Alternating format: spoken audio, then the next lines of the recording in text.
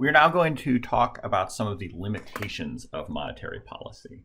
So as you know, despite what we've learned about monetary policy, recessions still happen. Let's think of some of the reasons that despite all the great stuff we've learned about monetary policy, why it doesn't always prevent us from having recessions. The theories behind monetary policy are simple. Changing the money supply leads to changes in GDP and inflation. However, history has shown that monetary policy is not a perfect way of preventing recessions and inflation. So we have plenty of examples when we have tried to adjust the money supply, adjust interest rates, and not been able to prevent or quickly end a recession. Some limitations of monetary policy include a lag between when the economy needs intervention and when the Fed actually adjusts the money supply. So that's a lag there. Right? At some point it needs intervention and it takes the Fed a while to adjust the money supply. Another lag is the lag between the change in money supply and the change in investment, because businesses don't make investment decisions overnight, right? We don't actually think that Michael has his finger on the buy button for the forklift, just waiting for the interest rate to go from 3% to 2.8%. There's also limits to expansionary policy in a recession. So even with low rates, consumers and firms may be reluctant to borrow, right? So maybe the reason I'm not buying a house during a recession is not because the interest rate is 3% instead of 2%. It's that I'm afraid I'm going to lose my job and not be able to pay for my house. And this brings us to the liquidity trap. So when we think about the liquidity trap, let's go back and look at the money market graph. You notice that money demand, we've assumed that that is linear, right? It's a line like pretty much every other demand curve we've looked at in class. Well, the linear demand curve is unrealistic when interest rates are very high or very low, right? So if you think about it, if we expand this line here, what we're getting is this idea that at some point, we can have negative money supply and really high interest rates. Or more importantly, that if we want to increase the money supply a lot, we would just go to a negative interest rate. Well, that doesn't really work. You typically cannot have negative interest rates or a negative money supply. So instead, it would probably be a more realistic depiction for us to make the money market look like this, where it curves off, and so we never actually have a negative quantity of money, never actually have a negative interest rate. Okay? Well, let's think about what that means. What that means is that if we have a curved money demand curve like this, you get to the point where your interest rate is very low. And in order to make it go even lower, you would have to increase the money. You would have to increase the money supply a lot, right? So, if you make the money supply is right here, interest rates are, we'll say 1.5%.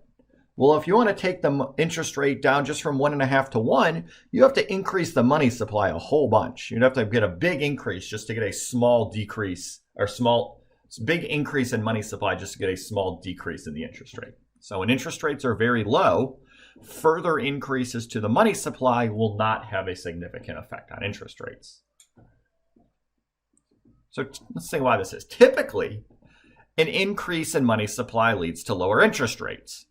There's lots of money available, so money is cheap. Well, eventually money is so cheap that flooding the market with money, hoping to make it even cheaper, will not induce additional borrowing. The idea here is no matter how much money you put in there, you're not going to get people to borrow more.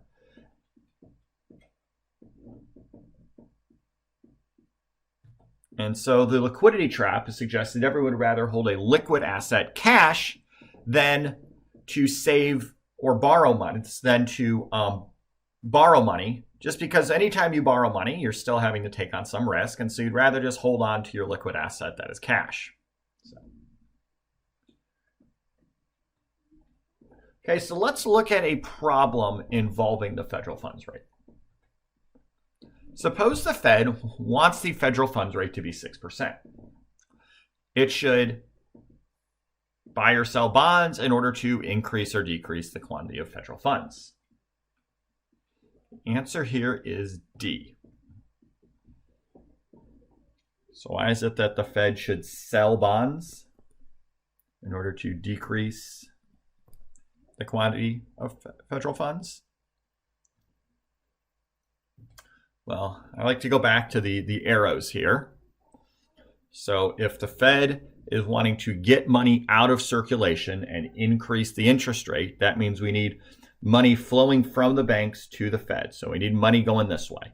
Well, obviously, the banks aren't just going to give the money to the Fed. The Fed has to give the banks something in return, which would be bonds. So once this happens, the Fed takes the money out of circulation, right? The money has gone to the Fed. They can burn it or put it in their vault or whatever they want. Well, this reduces the quantity of reserves. There's less money available in the banks. There's less money in their vault, less money they can loan out.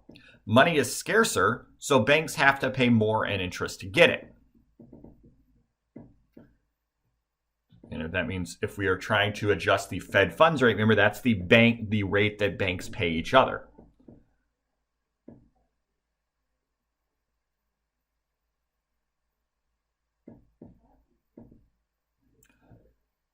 What happened was we started off here.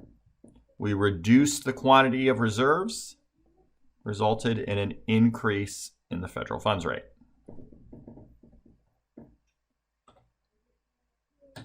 Next question.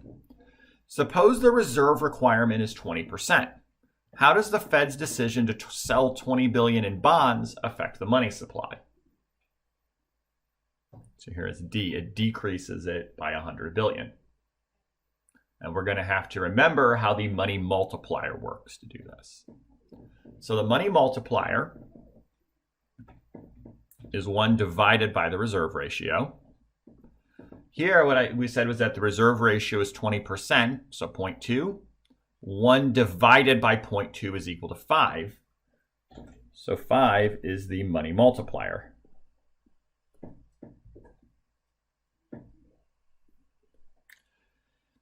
When the Fed decreases reserves by 20 billion, money supply falls by 5 times 20, which is 100 billion. So we've usually looked at it the other way. So when reserves goes up 20, money supply increases by 100.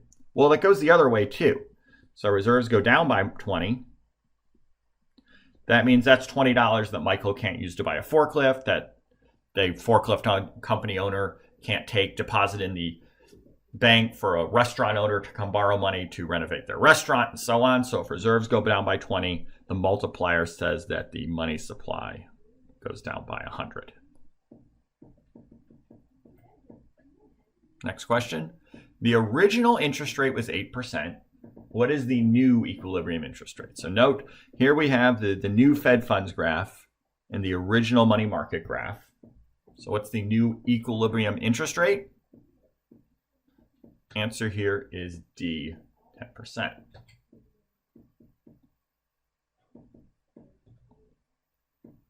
Let's see how we got there.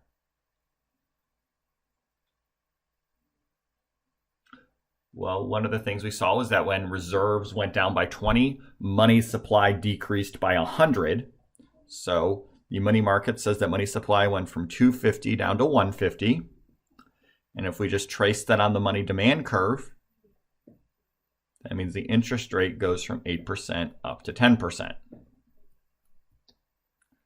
As before, the interest rate is above the Fed funds rate, right? So the interest rate is going to be the interest rate that you or I pay. Fed funds rate is what the banks pay each other. And this is what we expect to see. So this is an example of the red line is a fixed mortgage average rate. So that's an approximation of one type of interest rate that people pay.